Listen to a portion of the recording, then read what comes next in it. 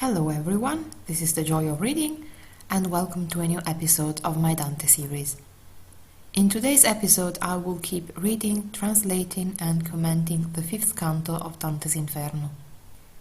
In the previous episode, Dante and Virgil descended into the second circle of hell, where the lustful are punished because they submitted their reason to desire. Their punishment consists in being continuously carried by a violent wind which never stops. E come i gru van cantando l'orlai, facendo in aere di sé lunga riga, così vid'io venir traendo guai, ombre portate dalla detta briga.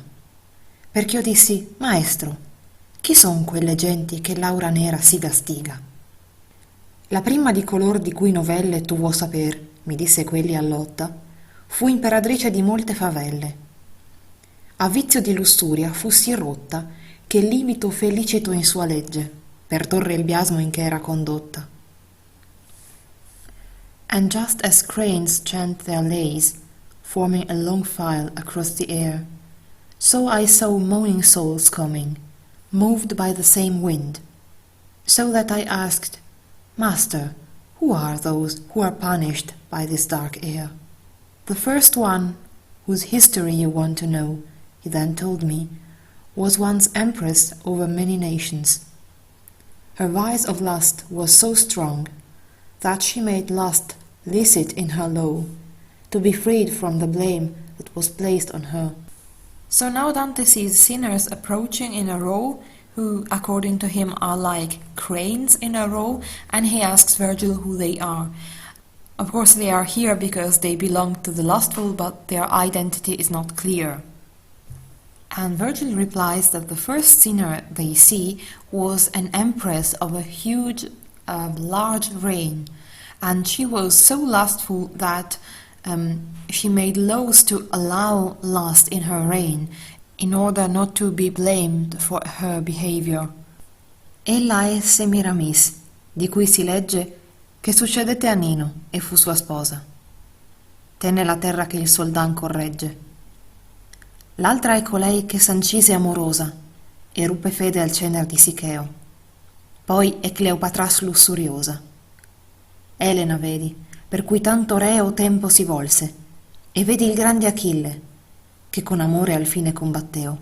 Vedi Paris Tristano, e più di 1000 ombre mostrommi e nominommi a dito, che amor di nostra vita dipartille. She is Semiramis, of whom it is told that she succeeded Ninus and was his wife. She owned the land that the Sultan now rules. The other is the one who killed herself for love, and broke faith to the ashes of Sichæus. Then there's lustful Cleopatra. You see Helen, for whom so much time of evil revolved, and you see the great Achilles, who, in the last hour, fought against love. You see Paris, Tristan, and more than 1,000 shadows he pointed out and mentioned, whom love had parted from our life. So the first sinner they see without talking to her is Semiramis. According to tradition, Semiramis and Ninus were respectively the queen and king of Babylon, and Semiramis inherited the kingdom, the empire, after Ninus died. Semiramis and Ninus are both legendary figures, although by Semiramis there is a possible historical correspondence. An Assyrian queen called something like Shamuramat, who acted as a queen for her son, so as a regent for her son, until he was of age. Anyway, according to medieval tradition, Semiramis was the epitome, the example of lust. Then Dante mentions that the land once owned by Semiramis is now ruled by the Sultan. This is probably an error on Dante's part, because he likely confuses Babylon in Mesopotamia, so where actual Iraq is, with Babylon in Egypt, which was ruled by the Sultan at his time. The second person they see is another woman who killed herself for love and betrayed Sichæus' ashes. This is Dido, Yes, like the pop singer. Another legendary figure, well known in the Greek and Latin literature and also mentioned in Virgil's Aeneid. In Virgil's Aeneid, Dido was married with a man called Sichaeus, who was murdered. Then she found out that her husband had been murdered by her brother, and so she fled her city, the city of Tyrus in Lebanon, in order to escape her brother, and she founded the city of Carthage in modern Tunisia. According to Virgil, Dido swore to be faithful to her late husband, but then she fell in love with the hero Aeneas, and eventually Aeneas left her and she decided to kill herself and to curse him. Then came lustful Cleopatra, so this time a true historical figure, one of the queens of Egypt, who was also known for her lust, at least according to literary sources. Then Helen, for whom the Trojan War was allegedly fought, and then Achilles, who fought against love in the last hour. According to literary tradition, Achilles fought against the queen of the Amazons, Penthesilea, and during the fight he fell in love with her just before he killed her. Then he mentions Paris, also from the Trojan War, and Tristan. Tristan was one of King Arthur's Round Table knights, and according to another popular story, he had to fetch a lady called Iseult, who was supposed to marry the king of Cornwall. But while on the road they drank a love potion, they fell in love with each other.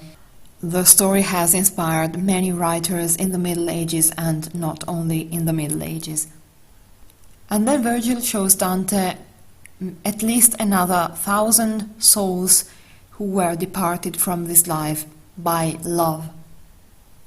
Poscia ch'io ebbi il mio dottore udito nomar le donne antiche e i cavalieri, pietà mi giunse e fui quasi smarrito. E cominciai: poeta, volontieri parlerei a quei due che insieme vanno e paion sia al vento esser leggeri. Ed egli a me: vedrai quando saranno più presso a noi, e tu allor li priega per quello amor che imena, ed ei verranno. After I heard my guide mentioning ancient ladies and knights, compassion seized me, and I felt almost lost.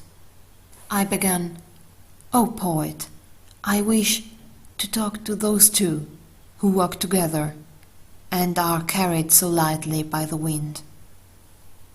And he to me, "You'll see, when they will be closer to us. Then you will appeal to them for the love that moves them, and they will come." So Dante notices two souls walking together. The figures that Dante had quoted so far were always alone, meaning that death had put an end to their love.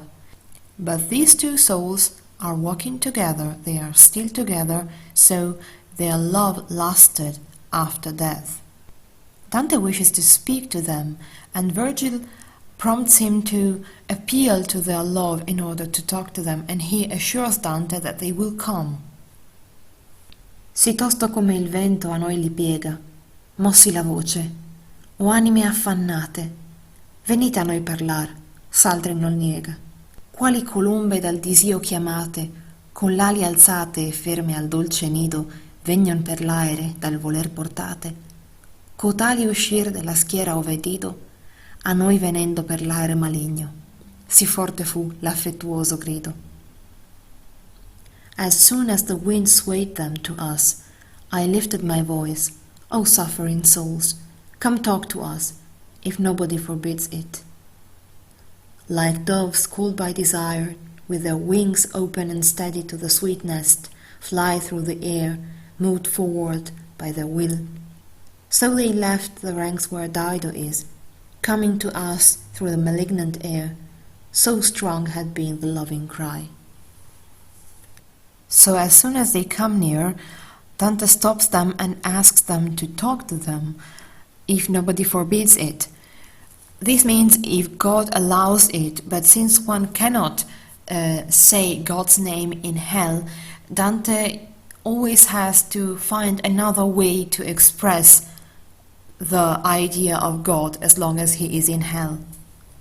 And those two souls leave the ranks where Dido is, so they leave the ranks of the lustful, and they come to Dante and Virgil like two doves would come to the nest.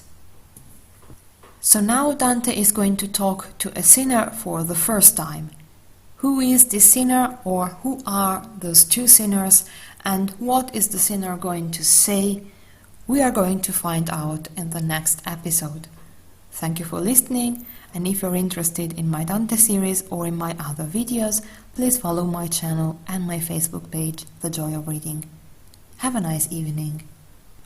Or whatever it is where you live.